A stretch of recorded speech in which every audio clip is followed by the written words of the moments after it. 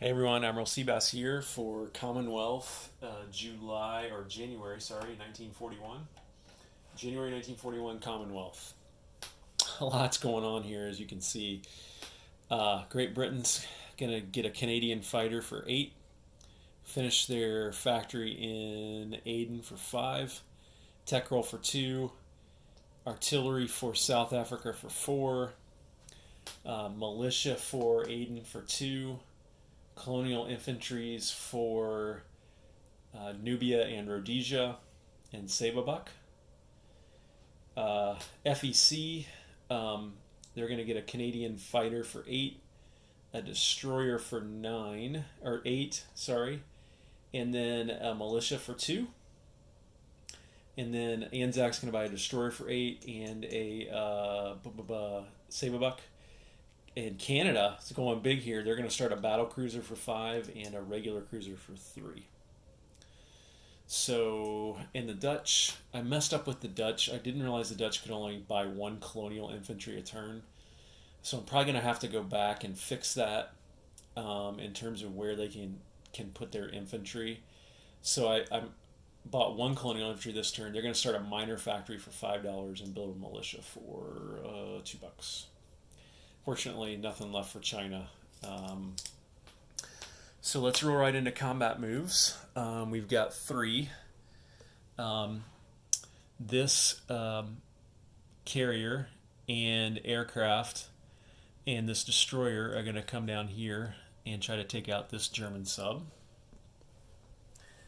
And then up here we're going to have the same thing. This carrier and fighter will go 1, 2. The sub will go 1, 2 to try to take out that German sub.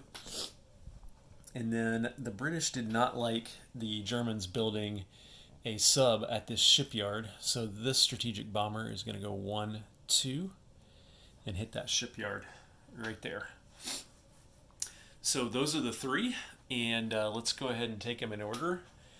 And this one is pretty simple, so let me set this up and I'll be back. Okay, we've got a Commonwealth light carrier or escort carrier, a destroyer, and a tactical bomber against a sub, which doesn't get first strike because the destroyer negates that. So the destroyer will be red, 4 or less. The tactical will be 7 at, the destroyer will be the red dice at 4 or less. The tactical will be the green dice at 7 or less. All right, they both hit. So the sub goes back.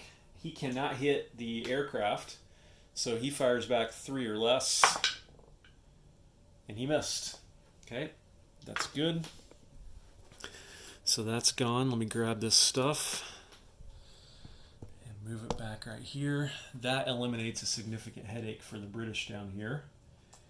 And that frees these ships now to move up here to the defense of Aden next turn, along with that destroyer that I'm going to build right there. So here it's going to be the same thing. So I'm not going to move that to the battle board, except it's going to be a fighter this time instead of a tactical. And it's going to be a sub instead of a destroyer. So the sub will be, and I guess they both get first strike now because there's no destroyer. And this could put the light carrier at risk here, and I realize that's a risk.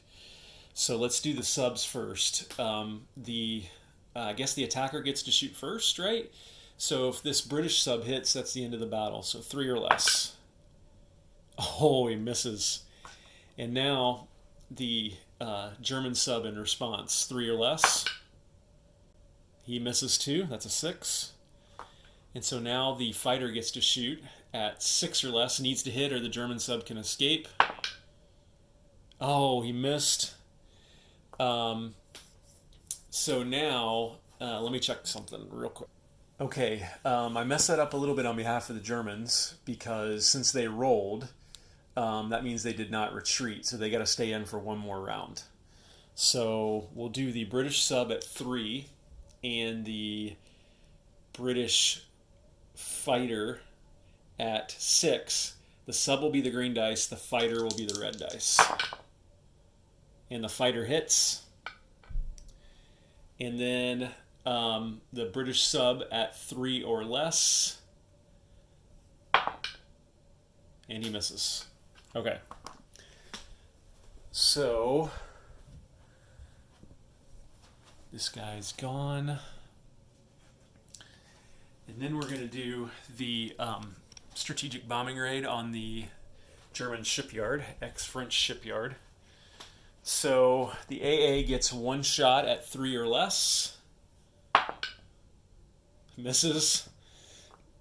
Which means that the British get to do 2d6 of damage. So here's that roll. 8.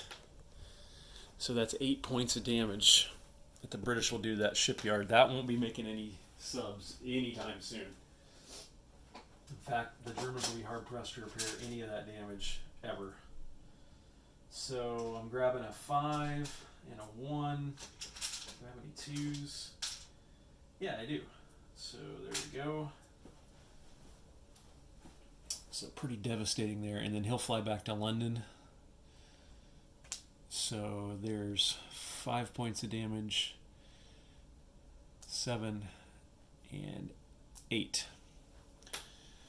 Okay, so now let's roll into non-combat moves. We're not going to have a ton. Trying to determine over here what I want to do. I think I'm going to move this transport back to there. I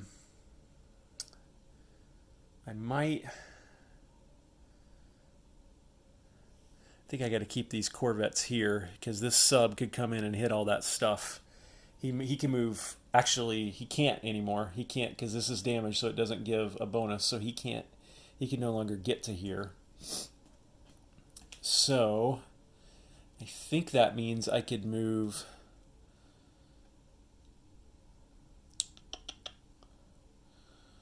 I could move these corvettes.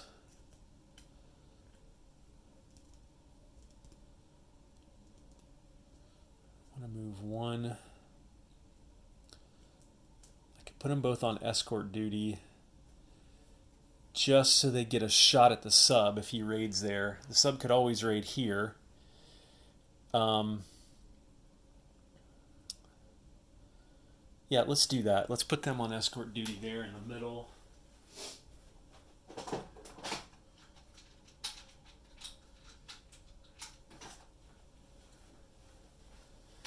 Like that.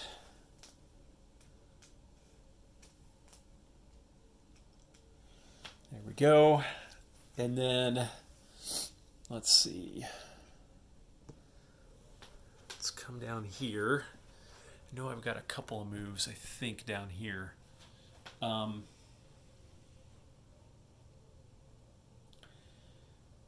going to move... No, I'm going to keep these guys here. I'm going to build one of the colonials here and one of the colonials here. I don't have any moves up there. I've just decided I'm better off just defending what I've got there. Over here, again, I think I'm... Oh yeah.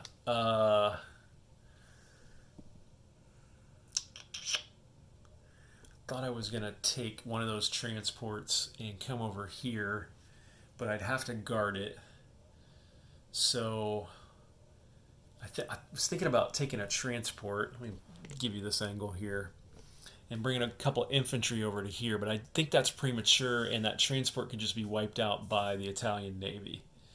So I think I'm going to keep everything as is over here for now. And then with Anzac, again, I think I'm pretty good here. I am going to move this fighter up to Queensland like that. And I think I'm good there. So let's roll right into unit placement. Oh, I didn't do my tech roll. So let me grab that. Always forget that, don't I? So tech roll, Wartime economy, 7 or higher. They missed it. Okay. So unit placement. The Commonwealth, or Great Britain, built a Canadian fighter, and there's no opportunity of Lend-Lease interdiction, so that's going to get delivered here to South Africa, like that. And then I also built, that didn't use the capacity of this factory, by the way, so I can put this artillery here in South Africa as well, like that. And now that's changed things down here a little bit, hasn't it? And then let me grab my Colonial Militia, and one of those is going to go here in Rhodesia, and the other one is going to go up here in Nubia, just blocking things in a little bit, making it a little harder for the Italians to do anything. And then in Aden, I spent $5 to complete this factory, so it is now live and ready to go. And I spent $2 on a militia to go here, just in case anybody gets any crazy ideas to attack this. I'll at least have something guarding it. So that's all the Great Britain placement. For FEC, they spent $8 and they built a destroyer right here, like that.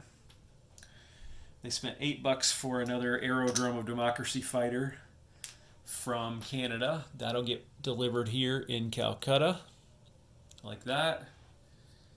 And then, last but not least, they spent another $2 on a militia.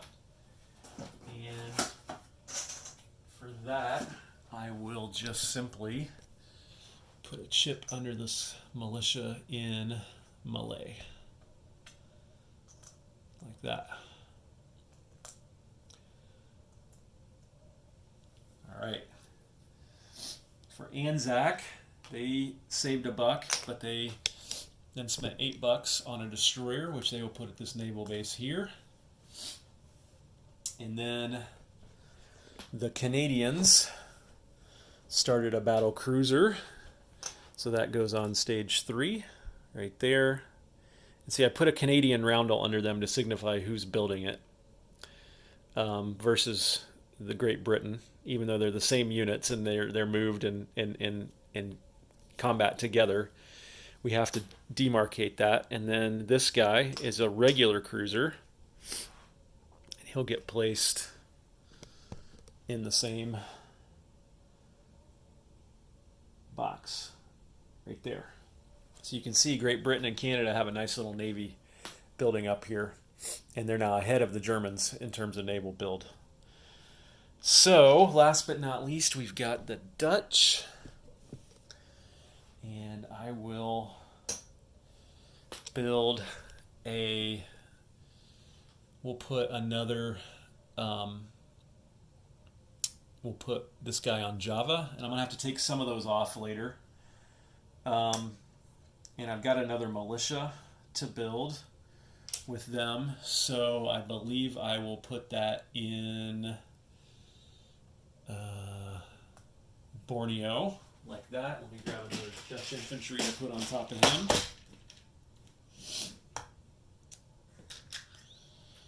Right there, like that. And then they start a minor factory. So I put that on stage 2 of the ship and facility production chart. And then I need to show where that factory is being built.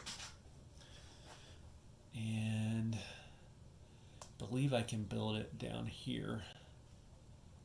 If I can't do that, let me know. If I needed to build a naval base there first, let me know. I'll double check that, and if I can't do that, then I'll probably just have to use that $5 to build more militia, which is what I should have been doing all along instead of building multiple colonial infantry. Okay, so let's collect income. So let's double check our income. So Great Britain is at 18, and they go to 21 for Suez. So they'll collect another $21. So they'll have 22 to spend before they get any Lend-Lease. FEC is at 14. And they get another 2 for Aden and Suez being Allied controlled. So they'll collect $16. 5, 10, 15, 16.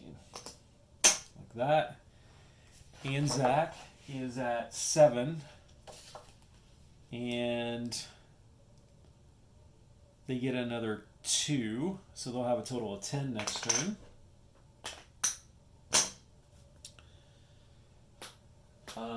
Canada is at 5, and they'll get 3 more, so they'll be at 8. Like that. And the Netherlands gets another 12, so they'll be at $13. Next turn. All right, take another look at Africa here. That's going to heat up big time. Let me go back even further and show you guys what's going to happen. So what's going to happen here is Italy's going to start coming down from here. Commonwealth's going to start pushing up from here with the help of the French. These boats and this destroyer are all going to converge here in Aden, and they could build a transport in Aden next turn. They could build any kind of unit in Aden next turn. Basically, they can build anything in Aden except for capital ships, because they don't have a shipyard here. That's not their home country. So yeah, the race is on in the Middle East and in Africa. All right, everyone, this is Admiral Seabass signing off.